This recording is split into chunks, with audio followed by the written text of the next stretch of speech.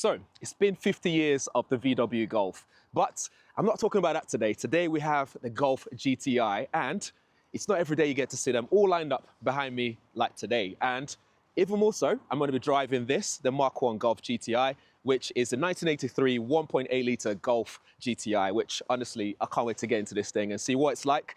And then later on, I'm going to be driving the Mark 8 Golf GTI, and I'm going to compare them to see what old versus new brings us in terms of technology, the drive experience, and just enjoy the sheer technology and engineering that Volkswagen have been up to in these lovely cars. So it's going to be a good one. Let's go.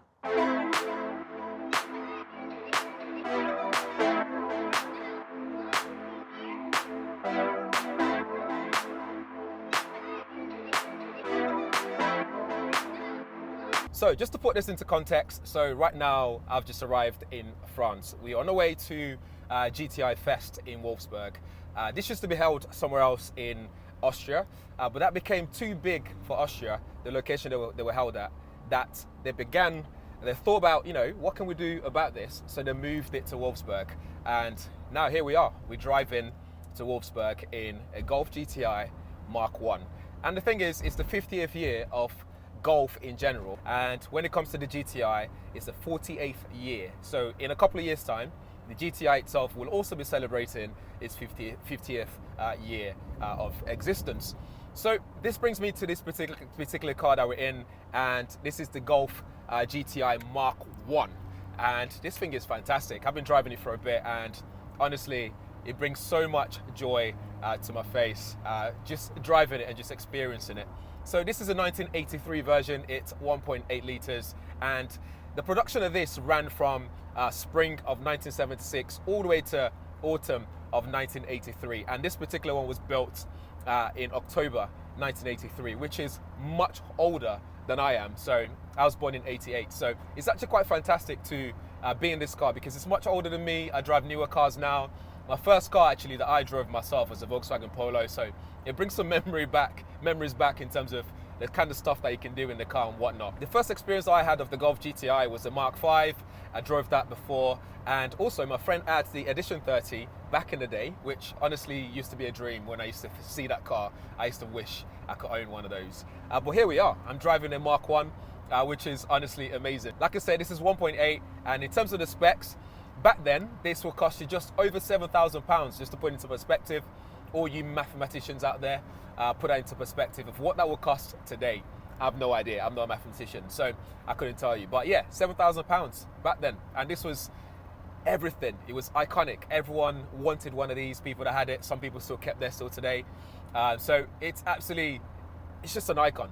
And elsewhere we have 0 to 62 in just 8.2 seconds, which again, back then, 8.2 seconds would have probably blown everyone's mind in terms of what this was capable of, in terms of this tiny little hot hatch that's, smashed a lot of records and whatnot, and got loads of awards, rather. So elsewhere we have a top speed of 114 miles per hour, which isn't too shabby at all. We have 112 PS and 109 pound-per-foot torque. Not much torque, but speaking of back then, that would have been plenty of torque that people would feel like, oh, this is nice. But it's just nice to be in this car, just to drive it, just to get a feel for it.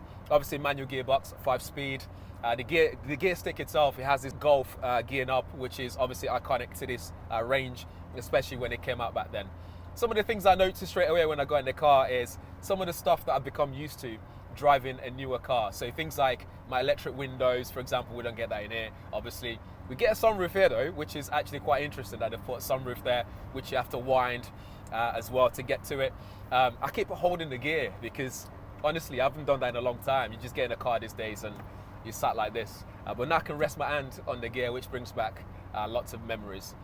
Elsewhere, there's no cup holders here, so that's not a luxury that you will get in the car. There's no auto lights or anything like that. The seats as well, that comes with this, as part of the pack, is a bucket seat. And I kind of chuckled to myself when I read that on the spec sheet, because this is what they called a bucket seat back then, which is honestly, I think is interesting. There's lots of interesting things about this. It also had this headrest also meant to be able to restrain your head as well. So it reduces how much your head is swinging around whilst you're driving. So yeah, the steering is cool as well. You got this 4-horn button. I think that all of them do the same thing. And also we have this analog instrument cluster here, which again I'm getting used to. It's nice to see everything here. Lots of things are still working here, which is amazing. It amazes me that they've managed to keep a lot of these in full working order till today. We have this old radio cassette player here. It's blow punked, if I'm saying that right. Again, I've managed to get that working, so I've put my own Bluetooth speaker in here. There's a couple of 3 gauges down here as well, which I'm not sure what those actually do. You got ashtray there, your cigarette lighter port. You got your glove compartment over there, which is pretty decent in terms of size and stuff that you can actually store in there. Also, there's no fancy things like keyless entry and stuff. I know all these things I'm saying probably doesn't make sense because obviously this was 1983. They probably didn't have anything like that. But you say that though because the window wipers, it works a lot better than what we have in the Tesla Model 3 today. Years later, make that make sense. Other things includes also the mirror. You have to manually adjust it as well. So when you have to reach over and adjust the other side. At least you got a little joystick thing to sort of adjust it to make it work for you. Elsewhere, we have front and rear anti-roll bars. We have front spoiler on the front as well. This is lowered a little bit. And you also get this Pirelli P campaign alloys as well with 14-inch tires on there as well. So it's just a nice little package, and it's just fantastic to drive. Just driving it sounds absolutely great. I love the sound of it as well. I can just imagine people driving this back in the day, just having total fun. A lot of fun just driving this around. It sounds fantastic. The steering, even though it's not power steering, it still feels nice to drive around. It just grips the road very well. It's nice and cornering as well. There's not much body roll for a 1983 car. So that's awesome. Honestly, it's just so much joy to be in this car. I've kind of formed a bond with the car, and I need to name it. And also, by the time I get out of this, to compare it to the newer one, it'll be interesting to see what's changed over the years, which is the point of this video. I wanted to get in this car and then compare it to the Mark 8 Golf, and then see what's changed, how it feels, how they've improved over the years as well. One thing I forgot to mention in terms of styling as well is on the front, you get those twin headlights, twin halogen headlights as well, which looks absolutely fantastic. It's iconic to the brand in itself. And the grille has that red trim around it, which again just adds to what GTI is all about. There's a couple of years in between where they took that off and it didn't make sense, and then they put it back. So now every Golf GTI that you see have that red trim on the grille and some other places. You can probably hear some of the vibrations in the car right now. So I'm doing about speed limit here in kilometers, and that's where the vibration comes in. But it's part of the experience of driving what I would call an iconic vintage car. I think next thing is to go into the Mark 8 and see what that's all about. But in between, let's just go down memory lane, see what they're all about.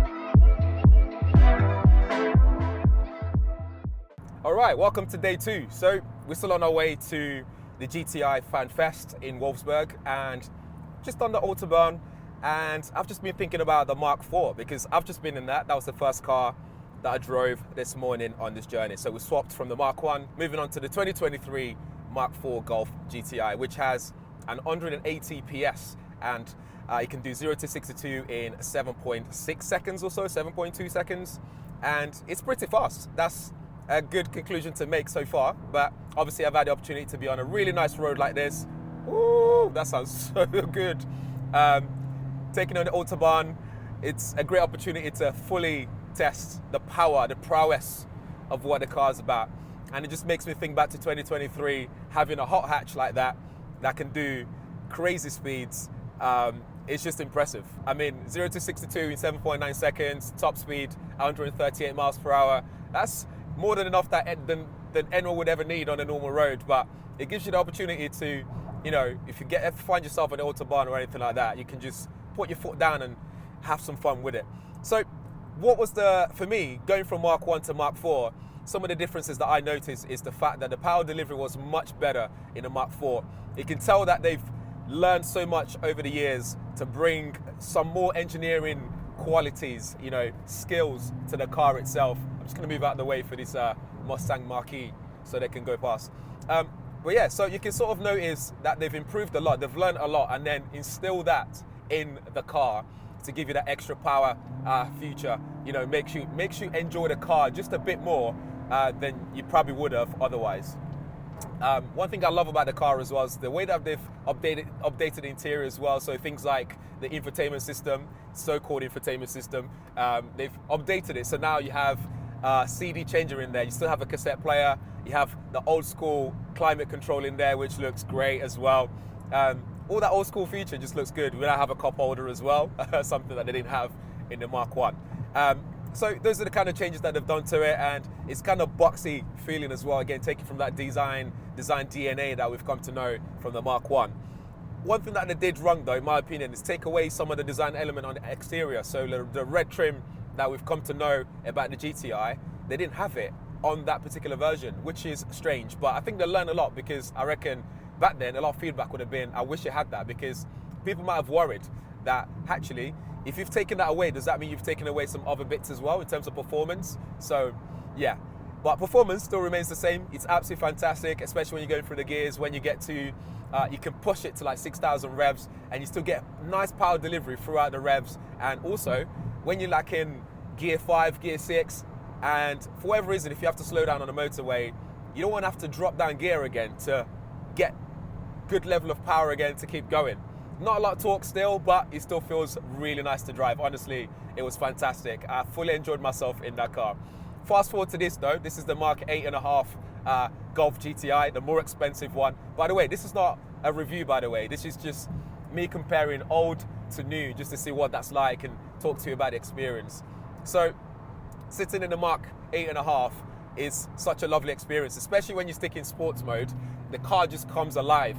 The steering becomes a bit stiffer. When you put your foot down, the power's delivered almost instantaneously. There's little to no lag at all, and it sounds absolutely fantastic. This thing is a weapon. You put your foot down, honestly, it's a privilege right now to be on the Autobahn doing this, because this is the best time, best place to see what this thing can do without worrying about all the consequences that you probably normally get in the UK or normal roads.